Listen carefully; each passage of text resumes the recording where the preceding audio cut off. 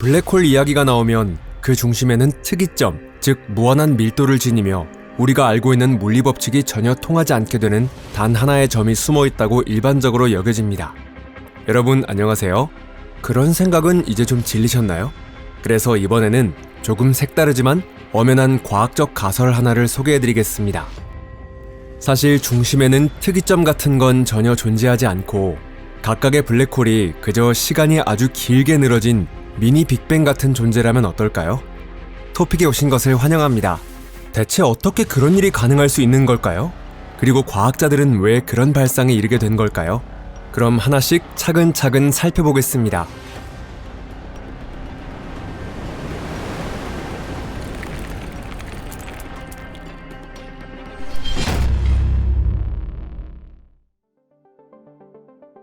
특이점, 대체 무엇이 문제일까?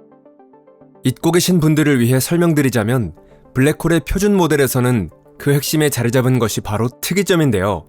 그것은 붕괴한 물질의 엄청난 질량이 하나의 점에 압축된 것으로 밀도는 사실상 무한대이고 부피는 0에 한없이 가까우며 그렇기 때문에 막대한 중력을 지니고 있습니다. 바로 이 특이점이 블랙홀을 블랙홀이게 만드는 존재죠. 사건의 지평선을 넘어 떨어진 모든 것을 집어삼키고 빛조차 빠져나가지 못하게 만드는 우주의 괴물인 것입니다. 이 모델은 저희 채널의 영상을 포함해 수많은 과학 해설 영상에서 사용되고 있습니다. 그것도 당연한 일입니다. 지금도 많은 연구자들이 이 관점을 지지하고 있기 때문이죠. 다만 이 모델에는 현대 과학의 틀 안에서는 아직 해결되지 않은 몇 가지 심각한 문제가 숨어 있는데요. 그중 하나가 흔히 정보 역설이라고 불리는 문제입니다. 이른바 블랙홀 무모정리에 따르면 회전하지 않고 전하도 없는 두 개의 블랙홀은 질량 외에는 구별할 수 없습니다. 만약 회전하고 있으며 전하까지 가지고 있다면 여기에 전하와 각운동량이라는 두 개의 매개 변수가 추가됩니다. 그럼에도 질량과 전하가 같고 각운동량까지 같은 두 개의 블랙홀은 완전히 구별할 수 없게 되죠. 물리학의 기본 원리 가운데 하나에 따르면 정보는 본질적으로 사라지지 않으며 상태가 바뀔 수는 있어도 완전히 없어지는 일은 없습니다. 어떤 물체가 블랙홀로 떨어지면 블랙홀은 그것을 삼켜 자신의 질량으로 바꾸고 그만큼 더 커지죠. 만약 블랙홀이 절대로 사라지지 않는 존재라면 아무런 문제가 없었을 거예요. 하지만 실제로는 그렇지 않다는 사실이 이미 밝혀졌으며 블랙홀은 이른바 호킹 복사에 의해 조금씩 증발해 갑니다. 다만 블랙홀 자체가 무언가를 방출하는 것은 아닙니다. 양자 효과에 의해 사건의 지평선 근처에서 생성된 가상입자가 멀리 날아가면서 블랙홀의 질량이 조금씩 깎여나가는 것이죠. 결국 어떤 물체를 삼켜 질량이 늘어난 블랙홀은 조만간 그 질량만큼 살이 빠져 원래의 무게로 되돌아가게 되지만 사건의 지평선 안쪽에서는 문자 그대로 아무것도 되돌아 나오지 않는 것이죠. 그렇게 되면 정보는 완전히 사라져버리게 되는데 그것은 우리의 물리학의 어긋남으로 결코 일어날 수 없는 일입니다. 이 문제를 해결하기 위해 연구자들은 다양한 이론적 모델을 제안해 왔는데요. 하지만 그 어느 모델도 결국은 상대성 이론이나 양자 물리학 가운데 하나의 기본 공리를 위반하고 맙니다. 게다가 그 원리들을 단순히 버릴 수도 없습니다. 실제로 제대로 작동하고 있으며 그 정확성은 실험을 통해 수없이 반복해서 검증되어 왔기 때문이죠. 플랑크 별 가설. 특이점은 물리학자들에게 이해하기 어려울 뿐더러 이미 확립된 수많은 개념마저 뒤흔들고 있습니다. 가장 큰 문제는 이 특이점이 사건의 지평선에 의해 우주의 다른 모든 영역과 완전히 단절되어 있어 직접 조사할 방법이 아예 없다는 것이죠. 그렇기 때문에 연구자들은 언젠가 답에 도달할 수 있기를 바라며 다양한 가설을 세울 수밖에 없는 것입니다. 이런 상황에서 많은 물리학자들이 차라리 특이점 자체를 이론에서 없애버리자라고 생각하는 것도 무리는 아니죠. 그렇다면 만약 블랙홀의 중심에 특이점이 존재하지 않는다면 바깥에서는 들여다볼 수 없는 사건의 지평선 너머에는 과연 무엇이 숨어 있는 걸까요? 예를 들면 플랑크 별입니다. 이 가설은 2014년 이탈리아의 물리학자 카를로 로벨리와 프란체스카 비도토에 의해 제안되었죠. 그들이 이론의 토대로 삼은 것은 루프 양자 중력 이론입니다. 이 이론에서는 공간이 우리가 평소 생각하는 것처럼 연속체가 아니라고 봅니다. 대신 물질이 기본 입자로 이루어져 있듯이 공간 역시 모자이크 조각과 같은 이산적인 양자들이 쌓여 이루어진 것이라고 생각하는 것이죠. 루프 양자 중력 이론에서는 고전적인 의미의 특이점이 존재할 수 없습니다. 무한히 작은 부피라는 개념 자체가 성립하지 않기 때문입니다. 공간이 최소 단위의 이산적인 양자로 이루어져 있다면 그 안에 존재하는 어떤 것이든 그 양자보다 더 작은 크기로 압축될 수는 없습니다.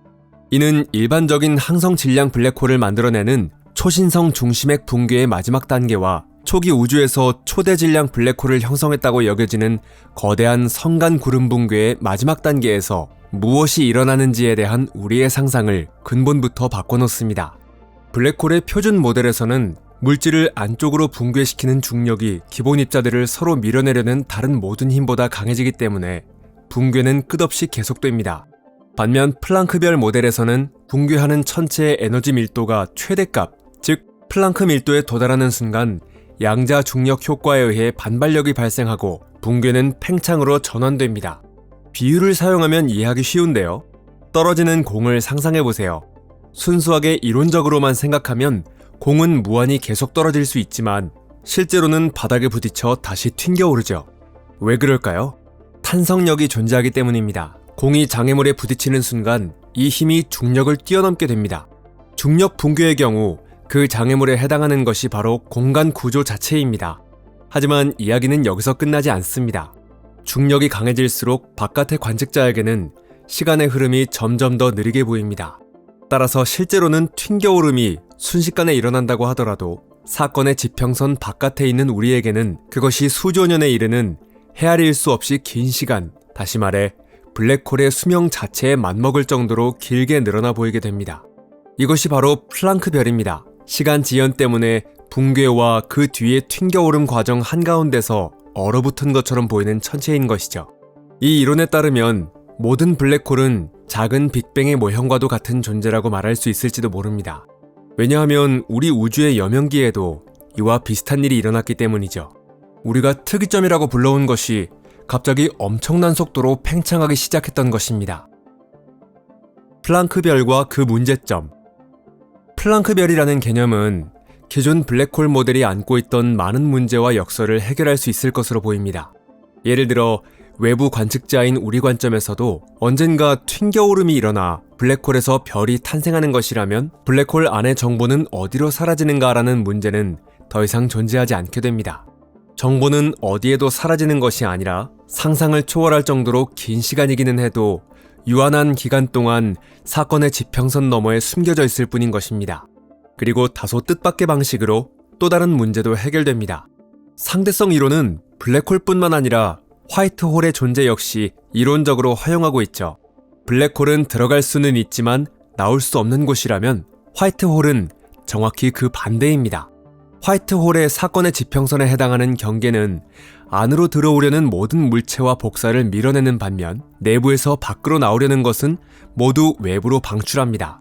화이트홀은 이론적으로 존재할 수 있음에도 불구하고 아직 단 하나도 발견되지 않았으며 이론상이 아니라 실제로 어떤 모습을 하고 있는지조차 전혀 짐작하지 못하고 있습니다.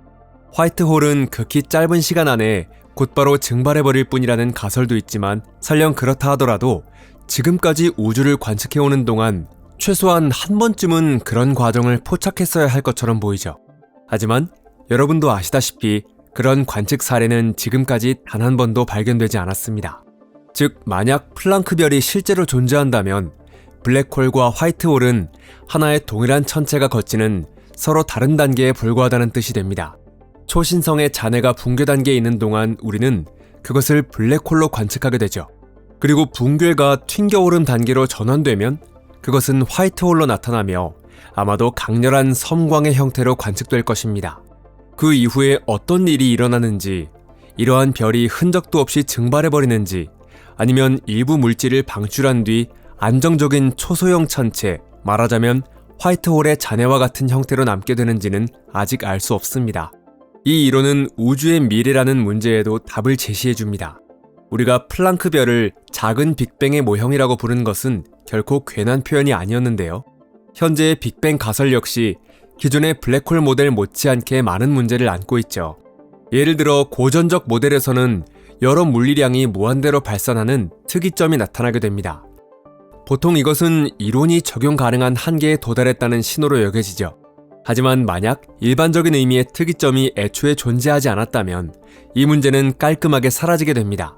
즉, 빅뱅 이전에는 단지 또 다른 우주가 존재했으며 그 우주는 팽창하는 대신 수축하고 있었고 어느 순간 튕겨오름이 일어났다는 뜻이 됩니다.